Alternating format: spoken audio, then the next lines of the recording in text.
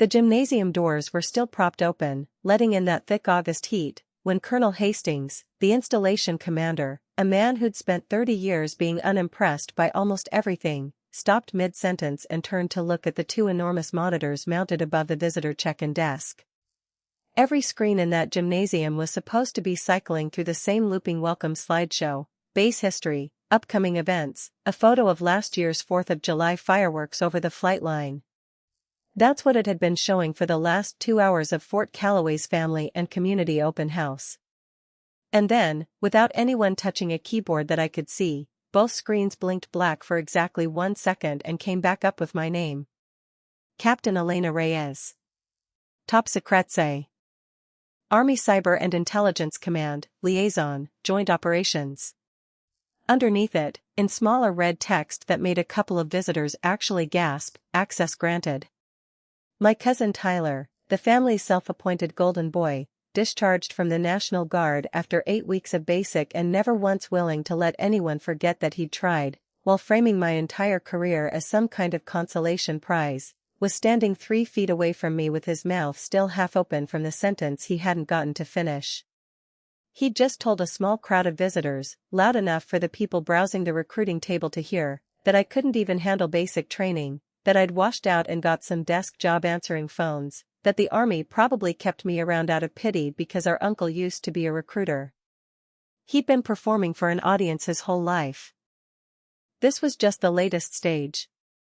Except now the entire room was looking at those screens, and then looking at me, and then looking back at the screens like they were trying to do math that didn't add up. A master sergeant near the coffee table actually stood a little straighter. And Colonel Hastings, who I'd met exactly twice before that day, both times in rooms where I wasn't allowed to say what I actually did, walked over, extended his hand to me in front of God and everybody, and said, "Captain Reyes. It's an honor. I didn't realize you'd be joining us today." Tyler just stood there. For the first time in 26 years, I watched my cousin run out of things to say. To understand how it came to this, you have to go back to the beginning, because this wasn't really about one open house, or one mean comment in a gymnasium. This was about 8 years of being the family's punchline. I grew up the youngest of the cousins, the quiet one, the one who read books at family barbecues instead of playing football in the yard. Tyler was 2 years older, loud in the way that gets mistaken for confidence, and from the time we were kids he'd decided I was something to be managed rather than someone to know. When I told the family I was enlisting instead of going straight to the state college everyone expected, my aunt actually laughed, not unkindly, she'd say later, just surprised. Tyler didn't laugh. Tyler smirked, and said something like, You cried when Grandpa's dog died. You're gonna last 2 weeks. He enlisted himself 6 months later, mostly, I think now, because he couldn't stand the idea of me doing something he hadn't. He washed out at week 8. Stress fracture, he said, though 2 of my other cousins told me privately it was more about attitude than anatomy. He came home, and somehow, through some alchemy that only works in families, his 8 weeks became the noble attempt and my continued, quiet service became the thing that needed explaining. She's still in? People would ask him at holidays, like I wasn't standing right there. Yeah, he'd say, shaking his head like it pained him. I don't know what she does exactly. Paperwork, probably. You know how the Army is, they gotta put everybody somewhere. What I actually did, for those first few years, was intelligence analyst work I genuinely could not discuss, not with him, not with my parents, not even really with myself out loud, because that's how classification works. You learn to live inside a story you can't finish telling. I sat through briefings on threats most Americans will never know existed. I flagged patterns in data that, 3 separate times, went on to inform decisions made by people whose names you'd recognize. I earned a top-secret clearance, then an SCI add-on, which meant background checks so thorough they interviewed my high school gym teacher. None of that made it to Thanksgiving dinner.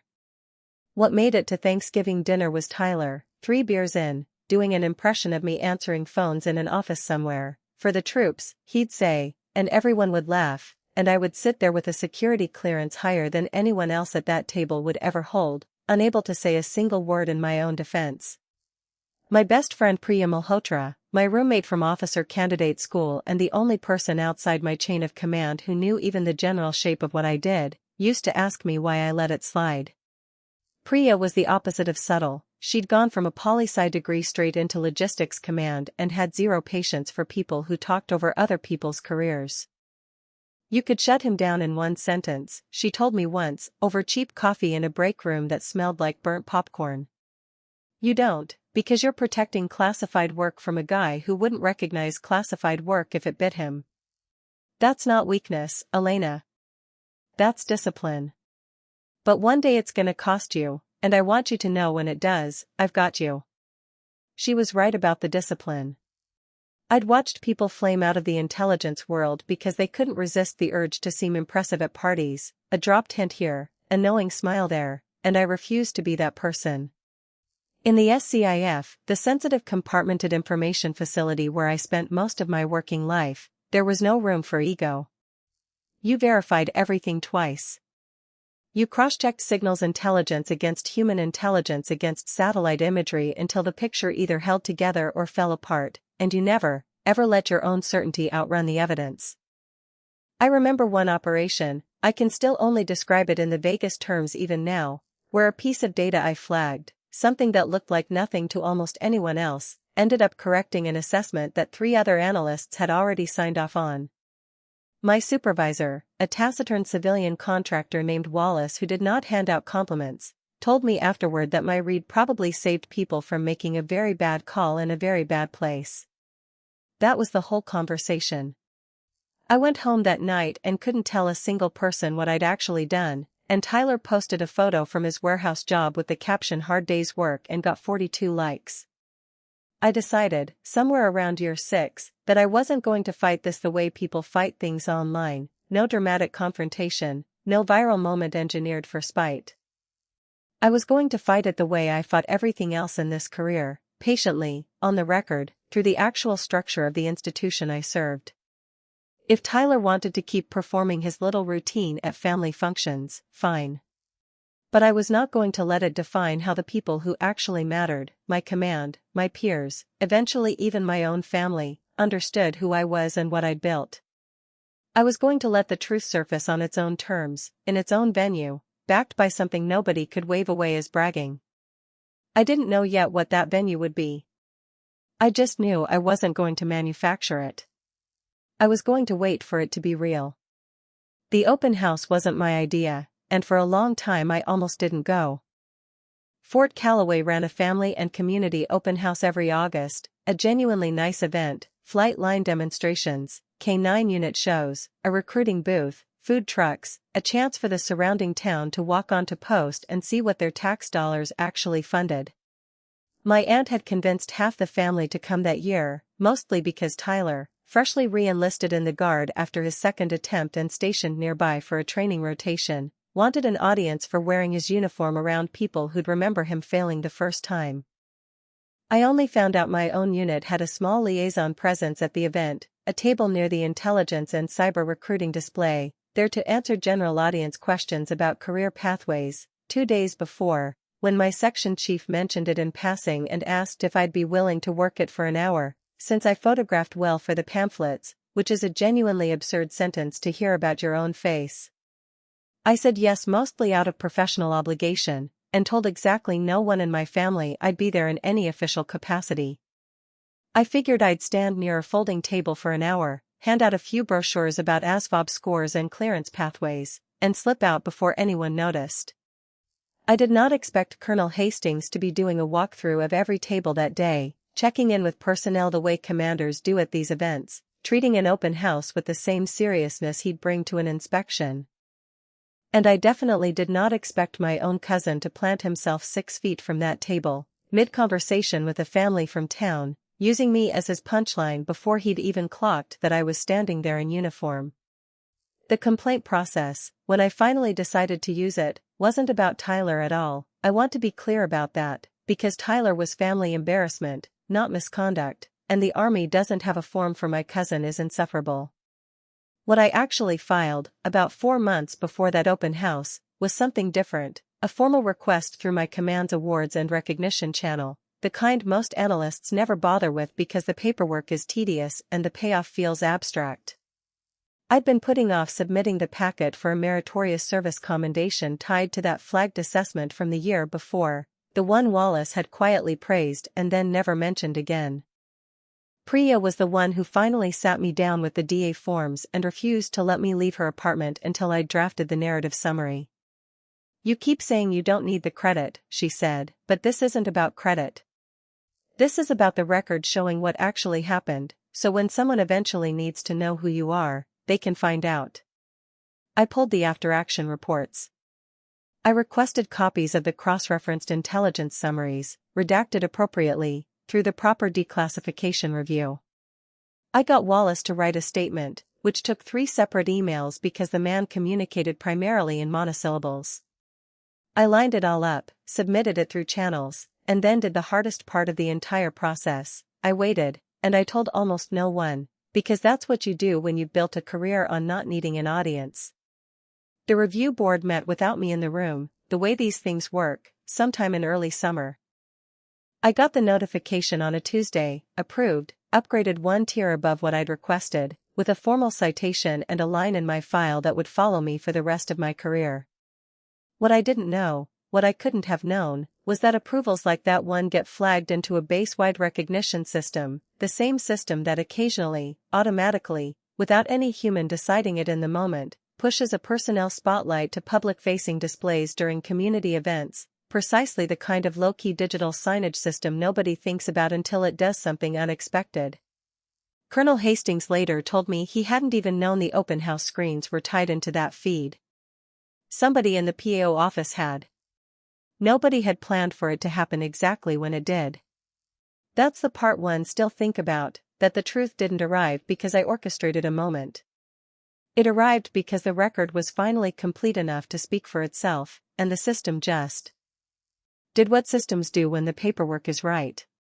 So there I was, standing at a folding table in a gymnasium that smelled like popcorn and sunscreen, half listening to Tyler tell a family from town that the army probably kept me around out of pity, when the screen above the check-in desk blinked and rewrote itself with my name, my rank, and words that half the room understood well enough to go quiet over. I watched the visitors' faces change first, the mother from town who'd been nodding along with Tyler's little performance now looking at me like she was seeing an entirely different person. Then I watched Tyler's face, and I want to tell you I felt triumphant, but honestly what I felt first was something closer to exhaustion, like I'd been carrying a weight for 8 years and someone had finally, without asking, taken it off my shoulders. Colonel Hastings didn't perform for the room the way you might expect from a movie version of this moment. He didn't announce anything. He simply crossed the gym floor, shook my hand like I've told you, and then, because he was a thorough man, and because he'd apparently reviewed the recognition packet himself as part of the approval chain, said, loud enough for the small cluster of visitors and family to hear without it feeling staged, "Your assessment work last year kept us from a serious miscalculation." I don't say that lightly, and I don't say it to many people. He didn't explain what the assessment was. He didn't need to. The weight of a base commander choosing, unprompted, to praise a junior officer in front of her own family did more work than any explanation could have. Tyler's face did something I'd genuinely never seen it do before, it emptied out. All the performance drained away at once, the way a balloon looks the second after the air stops going in, before it's fully deflated but after it stopped being impressive. My aunt, standing a few feet back, put her hand over her mouth. My mother, who'd driven 3 hours to be there and who I later learned had spent years quietly defending me at family gatherings I wasn't present for, just stared at that screen like she was reading it 3 times to be sure. Priya, who'd come to the open house as my +1 specifically because she said she wasn't missing this energy, was already recording on her phone, not for social media, she deleted it later, out of respect for what could and couldn't be shown, but because she wanted proof, for me, that this had actually happened and wasn't something I'd only imagined wanting. You couldn't even handle basic training, Tyler had said, not 10 minutes earlier, to a room that now knew exactly what I'd been handling instead. Nobody made him repeat it. Nobody needed to. The silence that followed did more than any comeback line I could have delivered myself, and honestly, that was always the point of doing it this way, not to humiliate him in a moment I'd engineered, but to let a truth that had been true the entire time finally have somewhere to land. What happened after that day mattered more to me than the moment itself, if I'm being honest, because a single viral feeling seen in a gymnasium doesn't actually fix anything by itself. What mattered was what the base did with what had clearly been, up to that point, an accidental and slightly embarrassing gap in how personnel information got handled at public events. Colonel Hastings, to his credit, didn't let it stay a funny anecdote about a glitchy screen. He asked, seriously, why a recognition feed with classification-adjacent language had been able to populate a public display at all, even accurately, even harmlessly in my case, without anyone reviewing it first. Within 2 months, Fort Calloway had a new protocol. Any personnel spotlight pushed to public community event signage now goes through a manual review by the Public Affairs Office, specifically to prevent exactly the kind of unscreened, unintended disclosure that happened to work out fine for me, but that could just as easily have compromised someone whose work required a lower profile, not a higher one. It's a small policy, the kind that will never make the news, but I know for a fact it's protected at least 2 other analysts since. People whose jobs genuinely depend on nobody putting their name on a screen in a gym full of strangers. My family changed too, though slower and less dramatically than the policy did. My aunt started asking real questions instead of vague ones, not what do you actually do, which I still can't fully answer, but are you safe, are you proud of the work, questions that assumed competence instead of managing around its absence. My mother, I learned, had kept a folder, an actual physical folder, of every award notification and promotion certificate I'd sent home over the years, ready, she said, for the day someone needed convincing. Tyler didn't apologize that day, or even that month. It took almost a year, and it came in the form of a short, stilted phone call where he mostly talked about his own re-enlistment struggles before finally saying, near the end, I shouldn't have said that stuff. I didn't know. I told him I knew he didn't know. That was always the actual problem, and left it there, because some things don't need a bigger ceremony than that.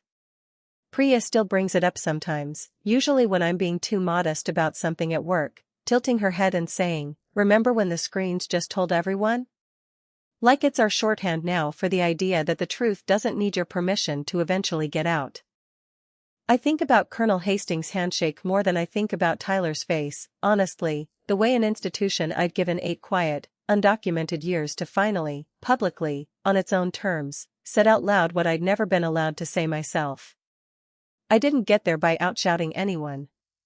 I got there by doing the work, filing the paperwork nobody wants to file, and trusting that a record built honestly enough will eventually speak louder than any voice in a gymnasium. If you're the person at your own family's table right now, the one everyone's decided to underestimate, the one whose actual life gets flattened into a joke because it's easier than asking real questions, I'm not going to tell you to wait for a screen to do your talking for you, because that part was luck, not strategy. What I will tell you is that the paperwork matters. The quiet documentation matters. The refusal to perform your worth for people who've already decided not to see it, that matters most of all, because somewhere down the line, in a room you can't predict, the truth you've been building all along finally gets its moment to stand on its own. Mine just happened to come with red letters on a gymnasium screen. Yours will look different. But it'll come.